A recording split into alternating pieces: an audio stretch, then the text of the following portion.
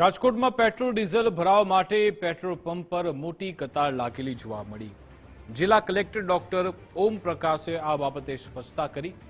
જિલ્લામાં પેટ્રોલ ડીઝલનો જથ્થો ઉપલબ્ધ છે તેવું કહ્યું. 361 પેટ્રોલ પંપ પર ઇંધણનો પુરવઠો યથાવત છે. લોકો ગેરમાર્ગે ન દોરાય તેવી અપીલ કરી. અછતની અફવા ફેલાતા પેટ્રોલ પંપ પર ભીડ જામી છે તેવું પણ કલેક્ટરે કહ્યું. રાજકોટ જિલ્લામાં આ પ્રકારની કોઈ પણ પરિસ્થિતિ જે છે એવી નથી. આપણી પાસે તમામ જથ્થો અવેલેબલ છે અને એક જે માહિતી પ્રસાર કરવામાં આવી રહી છે કે અમુક પેટ્રોલ પંપ જે છે ડ્રાય થઈ ગયા છે, ખરેખર એવી સ્થિતિ નથી. તમામમાં પૂરતો જથ્થો છે.